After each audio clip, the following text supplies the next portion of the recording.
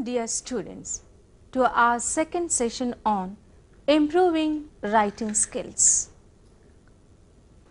Writing is one of the skills in the language that you have to be perfect as students. This writing skill mainly consists of two elements. One, mechanics of writing, and two, dynamics of writing. Mechanics of writing deals with how to write, and dynamics of writing deals with what to write and how ideas can be structured. In the previous session, you have seen what are the components that go in mechanics of writing. Page setting or margining.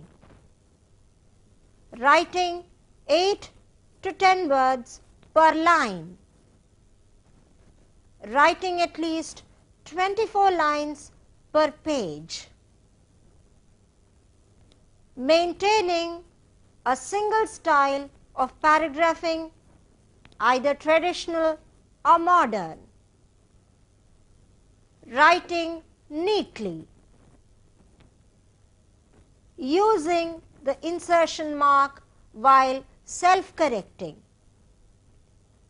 Scoring out neatly while self-correcting.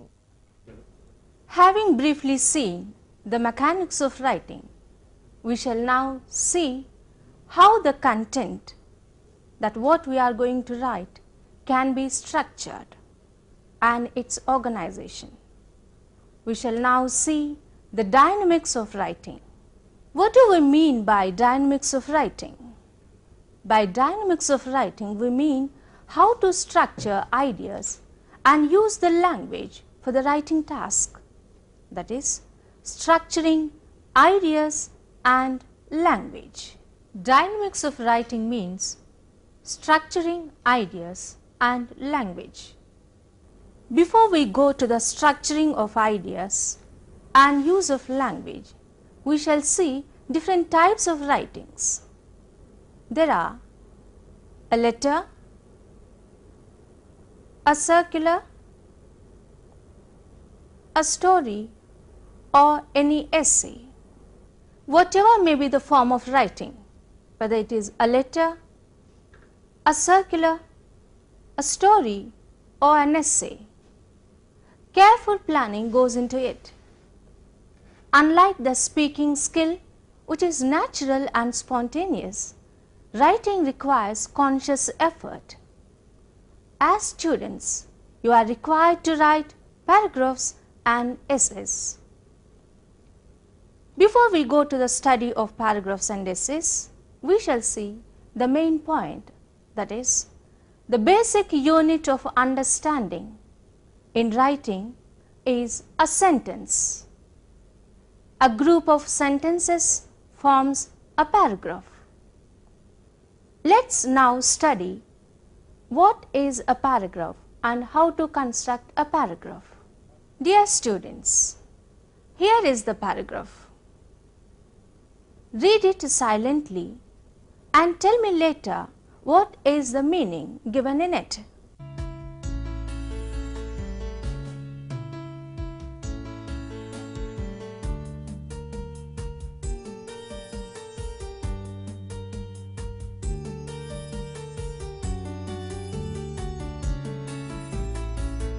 Do you find any meaning in it?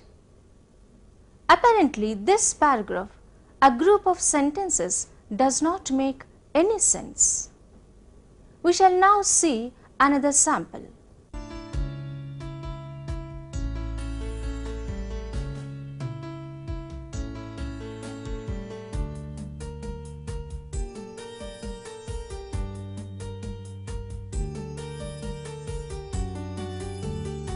In the first sample, sentences are grammatically correct, but there is no meaning as a whole.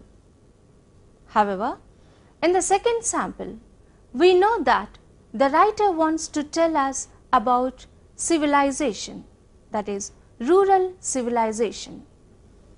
Therefore, we can say A paragraph is a group of sentences thematically related. That means, in a paragraph, all the sentences should be related to one theme, one point, or one topic. I once again repeat, thematically related means all the sentences should be about a single idea. We have identified the first feature of a good paragraph, that is, all the sentences should be related to one idea. Before we go to the second point or the second feature that we have to identify, we shall see two sample passages.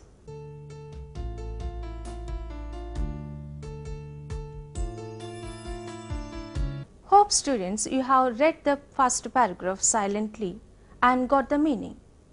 Now look at the second sample. The sentences are arranged in a logical order and certain connectives are used to give a clear meaning. The words like as it is, on the way, as we could not, these phrases help a lot to convey the meaning clearly. Having read the two paragraphs, which one do you feel more clear in expressing the idea? Obviously the second one. Let us examine the reasons for this. The sentences in the first paragraph are meaningful and related to the main idea of missing the train. But the sentences are not arranged in order. In the second paragraph, we see more order. This order is called logical sequencing of sentences within a paragraph. So, we have seen the first feature, that is, all the sentences should be related to single idea, and this point can be considered as the second feature, that is, a good paragraph should be logically sequenced. A good paragraph has logically sequenced sentences. A logically sequenced paragraph consists of a beginning, a middle, and a conclusion. To examine these points, we shall see now a sample passage. Now look at the sample. Good manners come from having sympathy with others and from understanding our limitations. We should always realize that we are humble, unimportant little people on this earth. Any good, therefore, that I can do, let me do it. Now let us see the organization of this paragraph. The topic or the idea of the paragraph is conveyed in the first sentence itself. The topic is about good manners. This is called topic sentence. Further, the idea is extended with thematically related sentence, that the good manners include being humble and not feeling that we are so important on this earth. Now look at the last line. It is a decision taken basing on the ideas that have been already expressed. That is how the features of good paragraph are a beginning, extension, and conclusion. Dear students, before writing a paragraph, take a few seconds to organize your ideas either mentally or write down on paper. Having seen certain details about writing a paragraph, we shall now go to the another part, that is writing an essay. If our aim is to give the topic with much more details, or if the topic demands expressing different ideas on the same topic, we express each idea in one paragraph. How do you summarize your lesson? You convey each idea in one paragraph. This grouping of passages or paragraphs at one place is called as an essay. An essay is an attempt to logically organize the theme in various paragraphs. An essay, like a paragraph, has a beginning, a middle, and an end. It is difficult to write effectively without some form of preparation. The preparation starts with understanding the topic. Now let us look at an example. The example is taken from your textbook Comtech.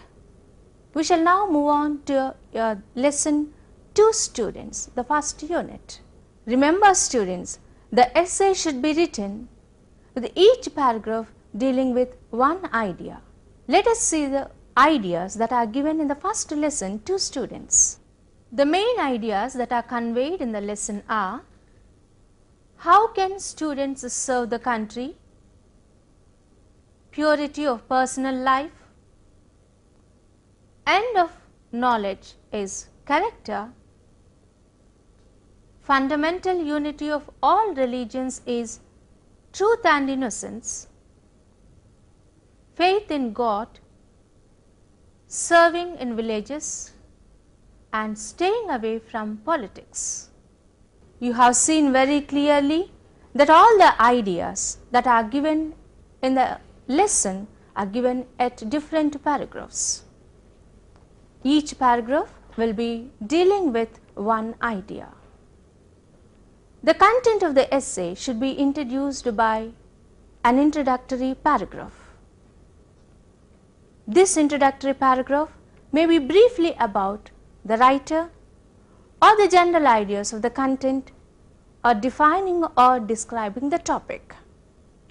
The introductory paragraph will be followed by supporting ideas that strengthen the main idea that is given in the introductory paragraph. If there are many ideas, each idea can be given in one paragraph. At the end, the concluding paragraph should sum up the whole content. It need not contain any new idea. Once you know what to write, the next step is to know how to write.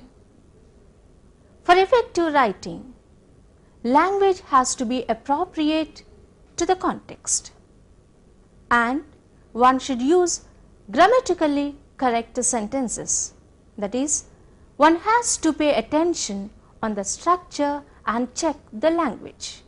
At this juncture, one should check the agreement between subject and verb in a sentence, and also tenses.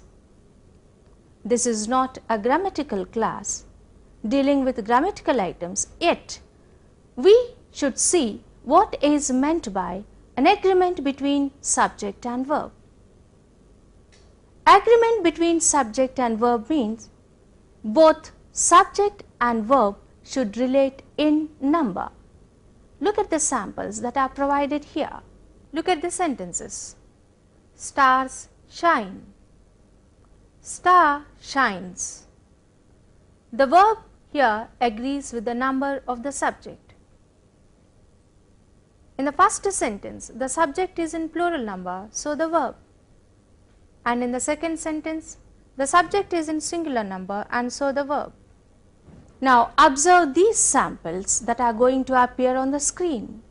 Both the examples are under wrong construction, since subject and verb do not agree in number. Look at these sentences.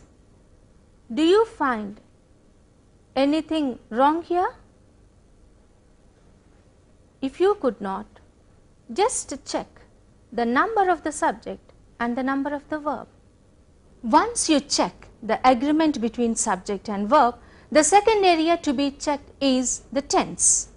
It is better to use either simple present tense or past tense from the beginning to the end.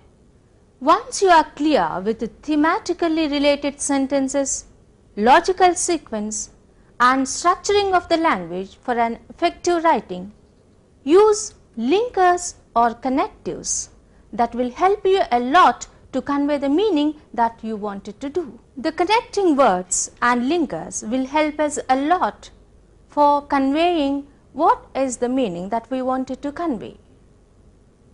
Now look at the sample.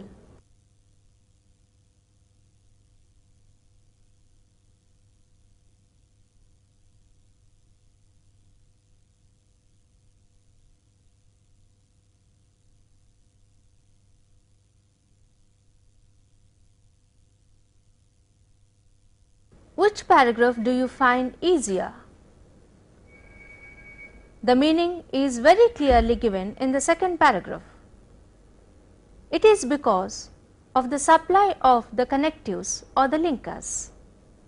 The phrases and the words like "the reason was," "moreover," and added to this, these give much cohesion to the idea that is given in the paragraph. Without these phrases or the meanings, without these phrases or the words, the first paragraph appears to be not that much clear in conveying the meaning.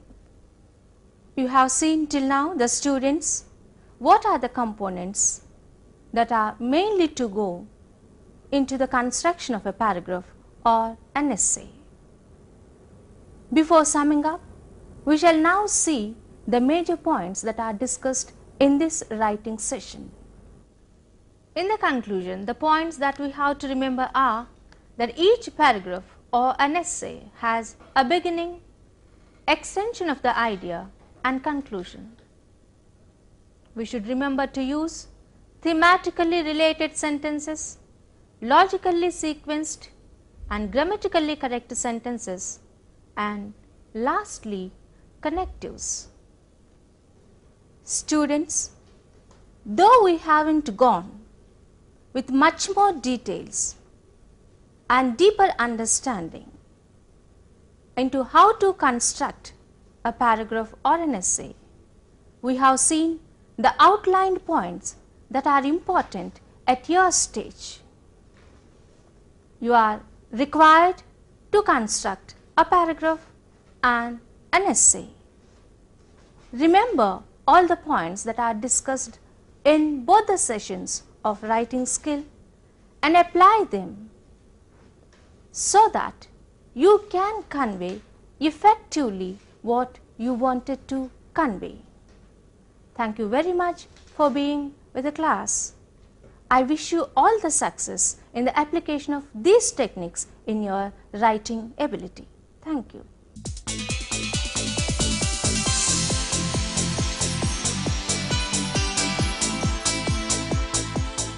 Good morning, students. Today you are going to learn about the speaking skills of English language. When we talk about English language, a lot of focus has been there mostly on reading skills and writing skills. Before I tell you about the speaking skills, I would like to ask you one question. When you say somebody knows a language, what do you mean by a language? Let us say a Telugu person who is in Chennai, he speaks Tamil also. When he speaks Tamil, don't you say he knows Tamil? So when a man speaks a language, when he understands a language, then we say he knows a language. On the contrary, now we have many students who read English and who write English, but they are not able to speak English. And this is landing them in many troubles. Nowadays, many big multinational companies or wherever you go for a job, you are expected to speak English, not simply read and write English. If you take a language in its natural learning, a student or a child first listens to the sounds of language, sounds of the mother tongue, then the child repeats those sounds. Then we say she listened and she spoke. This is how a language is basically in the form of sound, first listening followed by speaking. And when the student goes to a school, he learns the written form of the language, which constitutes the reading, and then goes to the next skill called writing. If we give an order for these skills, what you call listening, speaking, reading and writing, they can be given the order of 1, 2, 3, 4.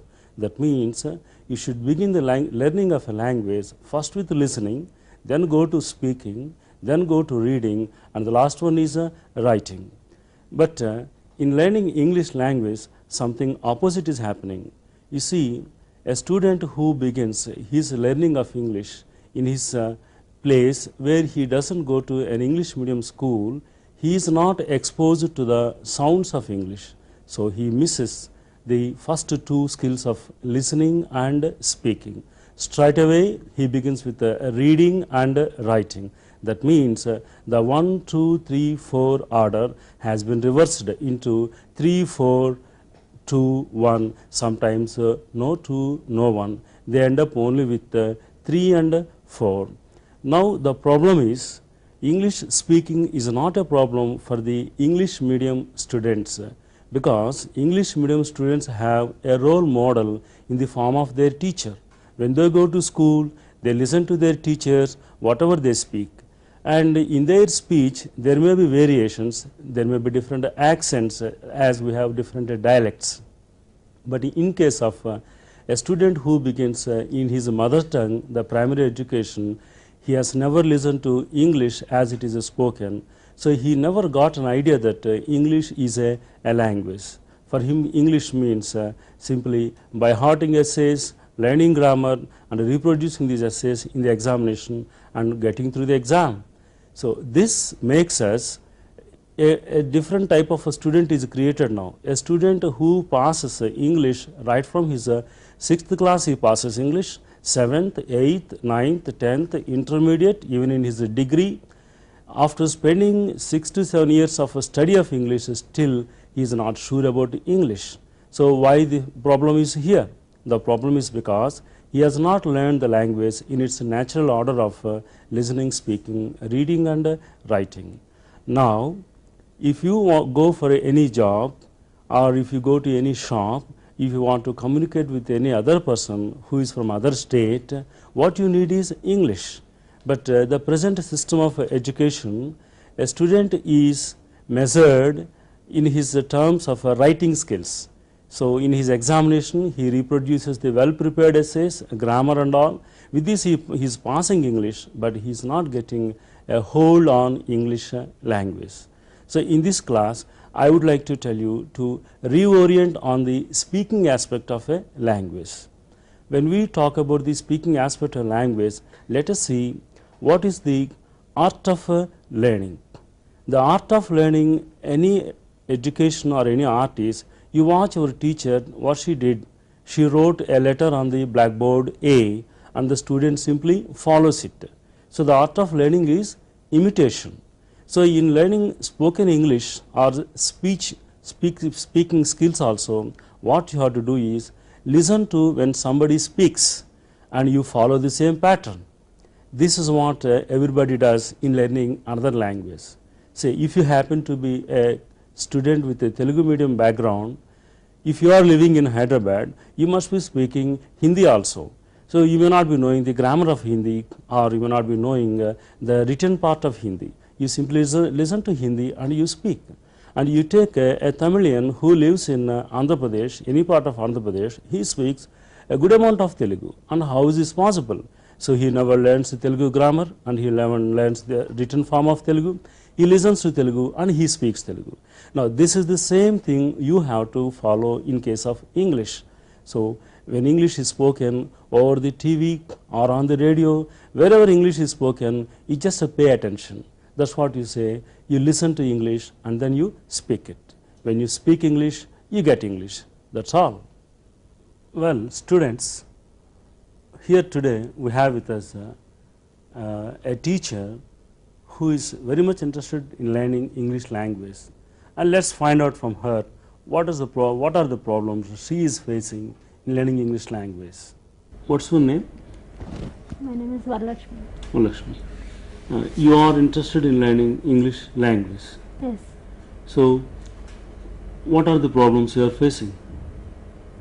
I am afraid of speaking English. Well, let's talk about fear of English. So why should one be afraid of speaking a language? A language is not spoken around. A language what you don't hear often around you. You are bound to make mistakes. You are bound to make a few wrong sentences. It doesn't mean you should stop speaking. So one need not be afraid of speaking a language. If an English man is trying to learn your language, he would find the same problem. So your fear of language is not correct. You need not be afraid of speaking a language. Once you listen to a language, your fear will go. So what are the problems you face when you want to speak English? It is not our mother tongue. It's a foreign language. The question of mother tongue or English is a foreign language, you have to think about it again, because how foreign is English nowadays? Now English has come, it has become part and parcel of every language in the whole world. Though English originated somewhere in England, it was actually an Anglo-Saxon language, a West Germanic language. But now when English people traveled all over the world, and because of the colonization of other countries and all, English has become an alternative language for the rest of the world, and English links you up to the rest of the world. So it's a global language, a world language, and no more it is foreign.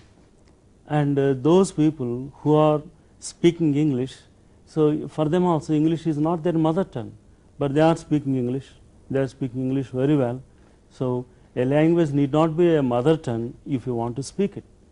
So you are here, and if you are listening to Tamil simultaneously, you are speaking Tamil, and Tamil is not your mother tongue. And for a Tamilian who speaks Telugu, Telugu is not his mother tongue. So to learn a language need not be a mother tongue. If only you are exposed to the sounds of language, the sentence patterns of language, you speak that language. So it's not a problem. What are your other fears of English language? I don't know grammar. Well, the question of grammar, it has been haunting many people again and again. See, grammar, it tells how language is. Grammar explains you how language is. So first of all, we go to language, then we come to grammar. And grammar and language are not separate. When you talk about grammar, when people started speaking a language, they don't begin with the grammar and come to language. First they speak a language and they try to know how the language is. So you need not be too much obsessed with the grammar and all. So let us take an example, how a child learns walking. The day when a child is born, the child doesn't start walking, and child has to be helped. The child crawls, and slowly the child gets up, catches something and walks, and the child trots. Sometimes the child falls down, then the child gets up, and slowly the child gets some balance and child walks. You apply the same thing for the grammar also. When you start speaking, you definitely make some wrong sentences. If you go on speaking, you feel you are making something wrong, so you ask others how to say this. Some sense is not clear here. So in the course of your continuous talking, a mental balance is set. That's what you call grammar. So we don't say grammar is not necessary, and the grammar goes with language. So you need not go to grammar and then come to language. Straight away go to language, and grammar is a part of the language. So don't worry about grammar. When you speak a language, grammar is in there. Okay, students, you understand, I cleared some of your doubts about English language, and in the next session I'll tell you how we introduce each other. Further clarification, contact the Additional Secretary, State Board of Technical Education and Training, 7th floor, BRKR Bhavan, Tank Bund Road, Hyderabad 500063. Fax 040 322 0546.